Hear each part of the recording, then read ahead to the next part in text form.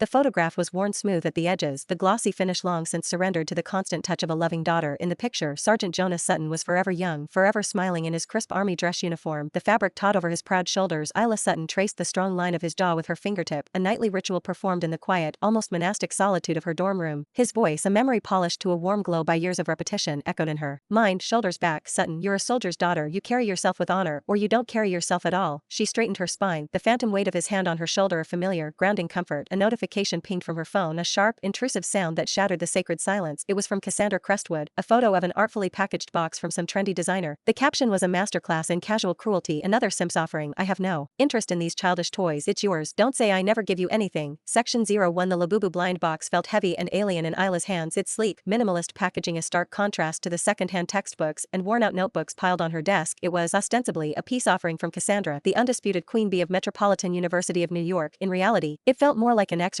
in casual power, a way of marking territory. Isla didn't want it. Accepting anything from Cassandra felt like taking on a debt she could never repay, but in the shark-infested waters of their elite university, rejecting a gift from Cassandra Crestwood was social suicide. Thanks, she had mumbled earlier, her voice barely a whisper against the backdrop of Cassandra's sycophantic entourage. Cassandra hadn't even looked up from her phone, her thumbs flying across the screen as she engaged in a flirtatious war of attrition with another unseen suitor. She had simply flicked her wrist, dismissing Isla and the offering in one fluid, contemptuous motion. Now, alone in her room, Isla carefully sliced the tape on the box. Inside sat an adorable plush toy, its craftsmanship exquisite, its oversized eyes seeming to hold a galaxy of secrets. It was a gesture of something, and in Isla's world, a world built on scholarships and part-time jobs where every small kindness was a lifeline in a cold ocean. She chose to see it as goodwill. She placed it on her bedside table, a small, vibrant splash of color in her otherwise Spartan existence. It was a silent testament to a truth she desperately hoped was real. The next day, the atmosphere in the cavernous lecture hall was venomous. It was a tangible thing, a change in air pressure that made the hairs on Isla's arms stand on end. Whispers followed her like a trail of smoke, ceasing the moment she turned her head. The stares were sharp, hostile, and laced with a morbid curiosity. She unlocked her phone, her stomach twisting into a cold, hard knot of dread. The Metro U Confessions page had exploded. It was the first thing she saw. The post was from Cassandra. Of course it was